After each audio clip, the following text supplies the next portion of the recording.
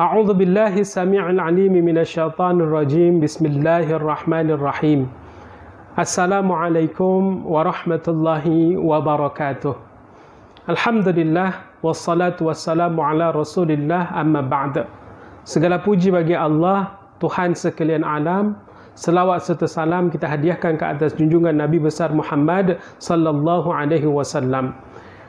Alhamdulillah, hari ini kita dapat bersama untuk kelas kita melalui online di Masjid Saujana Utama. Kali ini kuliah kita secara ringkas disampaikan melalui online ini pada perbincangan mengenai 4 golongan orang yang ada di atas dunia ini. Menurut sabda Nabi sallallahu alaihi wasallam yang diriwayatkan oleh At-Tirmidzi dan sebagainya dalam hadis yang sahih, dinyatakan bahawa baginda sallallahu alaihi wasallam pernah bersabda menyebutkan innamad dunya li arba'ati nafarin abdillahi rizqahullahu malau wa ilman fahuwa yattaqi fihi rabbah wa yasilu rahmah wa ya'lamullahu fihi haqqan fahadha bi afdalil manazil. Masya Allah.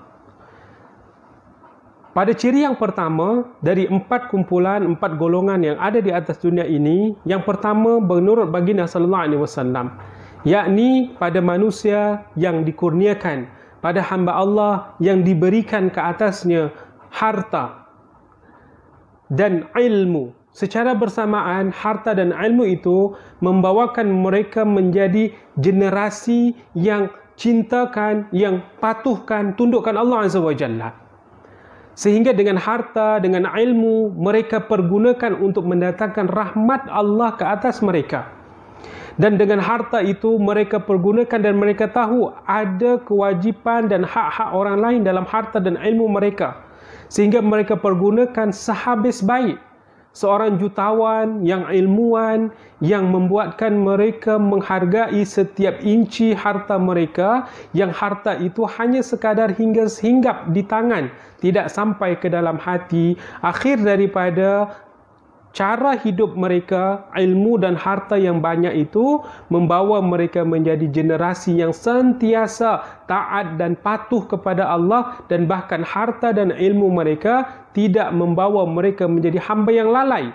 Maka pada saat itu mereka tergolong dalam kumpulan orang yang terbaik ataupun yang terafdal di antara manusia-manusia yang ada pada hari ini, pada waktu dahulu atau pada waktu yang akan datang. Maka kita kena cemburui ketika ada orang yang dikurniakan harta, dikurniakan ilmu, tapi harta dan ilmu mereka pergunakan di jalan Allah. Dan ini pada zaman sahabat baginda sallallahu alaihi wasallam sendiri, kalau mereka-mereka yang memiliki harta, memiliki ilmu lalu dipergunakan pada jalan yang betul, kata Imam An-Nawawi rahimahullahu taala, mereka-mereka seumpama memiliki harta yang melampaui zaman, memiliki ilmunya melampaui zaman. Kerana apa? Kerana ilmu dan harta mereka, walaupun mereka telah tidak ada dekat dunia ni lagi, tapi harta dan ilmu mereka masih dan dapat dirasai oleh generasi-generasi yang akan datang ataupun pada kita hari ini. Beruntunglah orang-orang yang hartawan, yang ilmuwan, yang rasa kehambaan kepada Allah tinggi. Maka kita, saudara-saudari yang rahmat dari Allah Subhanahu wa taala, sama-sama kita ambil perhatian. Jika Allah kurniakan kita harta, dikurniakan kita ilmu, maka pastikan ilmu dan harta itu tidak menjerumuskan kita pada lembah kebinasaan. Justru kita menjadikan harta dan ilmu jambatan untuk melayakkan kita menjadi generasi yang terunggul, yang dicintai oleh Allah Azza wa Jalla. Itu kumpulan yang pertama. Sedangkan untuk kumpulan yang kedua, individu yang hadir pada atas dunia ini disebutkan dalam sabda Nabi sallallahu alaihi wasallam, yakni wa 'abdin rizqahullahu ilman wa lam yarzuqhu malan. Pada generasi yang kedua ini pula adalah di mana seorang hamba yang dikurniakan oleh Allah Azza wa Jalla ilmu, namun tidak dikurniakan harta sebagaimana kumpulan yang pertama tadi.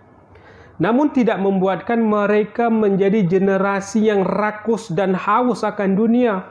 dengan ilmu yang ada juga mereka pergunakan sehabis baik untuk berkhidmat kepada manusia yang lain. Ilmu mereka menghantarkan mereka untuk menjadi orang yang taat dan patuh kepada Allah. Bahkan kumpulan yang kedua ini, walaupun harta tidak sebanyak kumpulan pertama, tapi mereka masih dapat punya posisi kedudukan yang sama macam kumpulan yang kedua. Dalam hadis ini juga disebutkan bagaimana keinginan seorang kumpulan yang kedua yang ada ilmu tapi tiada harta. Jadi contoh pada satu keadaan di mana seorang hartawan ini yang berilmu menyumbang pada satu masa. Jumlah sumbangannya ternyata jauh daripada kumpulan yang kedua ataupun lebih banyak. Nah, kumpulan yang kedua ni tiada iri hati pun melihat kumpulan pertama menyumbang dengan yang banyak.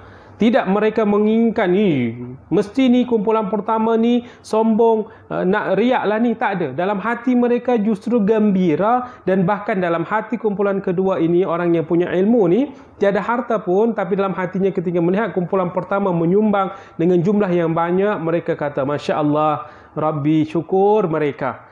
Kalaulah nanti satu hari engkau kurniakan aku juga harta, aku akan buat macam mana kumpulan pertama ni buat. Tiada pun iri dan perkataan-perkataan negatif keluar daripada hati mereka.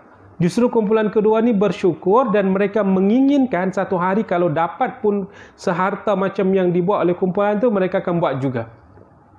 Nah, di saat hati-hati kumpulan kedua berazam akan melaksanakan seperti mana kumpulan pertama, azam ataupun niat dalam hati kumpulan kedua, Allah Azza wa Jalla telah mencatat.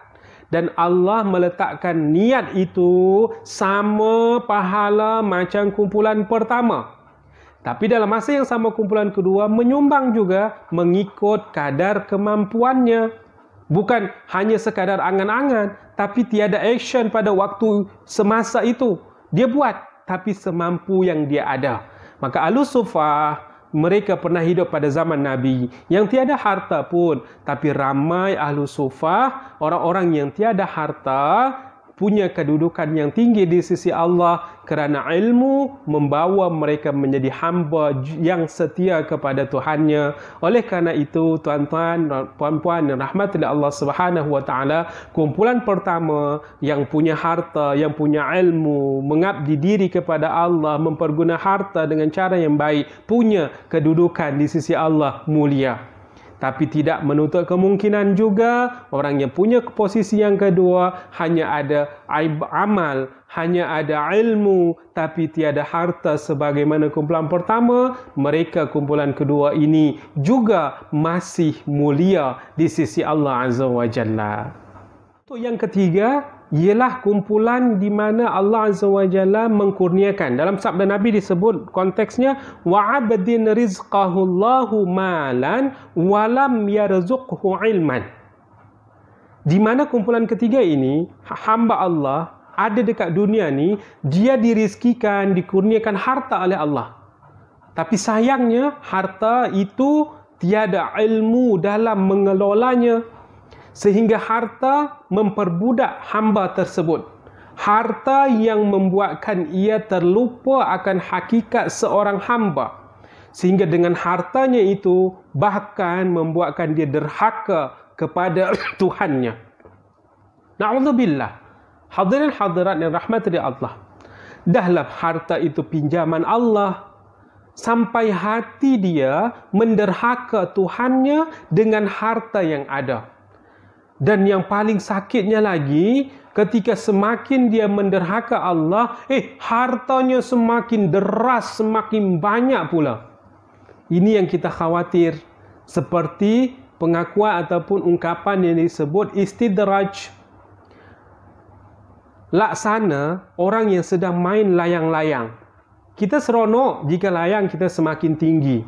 Jika semakin tinggi, maka kita akan semakin megah.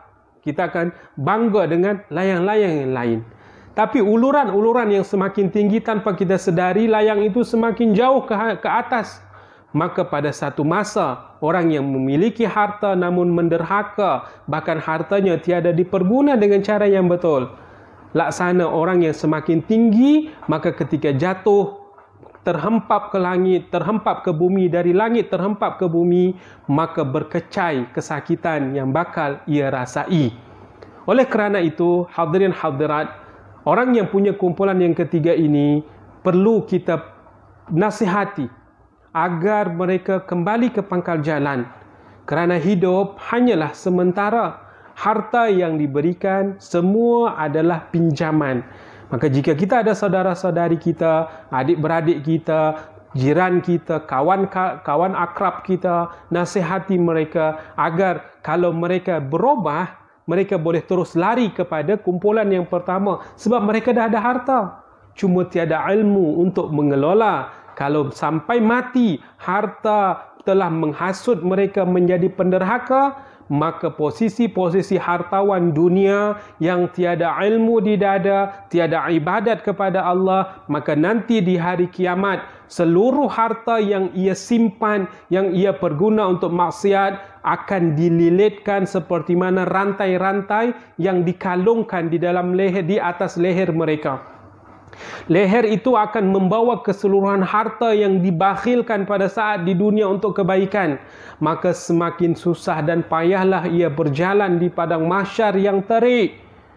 Maka di saat itu mereka akan merasa kepayahan dan tak dapat ditanggalkan. Sebab waktu di dunia, kedekutnya, hidup masin dan sebagainya. Na'udzubillah. Maka kumpulan ketiga perlu berhati-hati. Ketika kamu hartawan, jangan menganggap kamu selesa. Ya mungkin kamu boleh selamat di dunia, tapi akhirat sentiasa menanti kita seorang yang muslim, yang percaya kepada rukun di mana adanya alam akhirat ataupun hari kiamat. Dan untuk yang terakhir, kumpulan yang keempat dalam sabda Nabi SAW disebutkan wa 'abdin lam yarzuqhullah malan wala ilman. Pada kumpulan yang keempat ini jauh lebih merana daripada kumpulan yang ketiga, kerana hamba yang hidup di atas dunia, kumpulan yang keempat ini, dia hidup tapi tidak dikurniakan harta dan tidak juga dikurniakan ilmu. Dalam miskin, ibadah tiada, dunia merana, akhirat pula bakal merana. Na'udzubillah. Maka kalau kita jumpa saudara-saudari kita yang seumpama ini, harta mereka tiada, ilmu mereka tiada, dengan kejahilan mereka sentiasa buat kesalahan dan kesalahan tanpa memikirkan bab-bab yang kebaikan akhirat mereka, maka kumpulan pertama dan kedua kena ambil perhatian supaya mereka kasihan kita. Kalau itu adalah saudara kita, kalau itu adalah adik-beradik kita, jiran kita, takkan sampai hati kita membiarkan mereka merana juga akhirat. Maka sampaikan, yang punya harta bantulah mereka, yang punya ilmu berilah nasihat yang menyejukkan mata hati mereka, agar kita sebagai muslim yang baik dapat memberikan manfaat kepada manusia yang lain. Orang yang memberikan manfaat kepada orang lain, manfaat yang dirasai oleh orang lain itu juga akan dirasai oleh orang yang memberikan manfaat tersebut.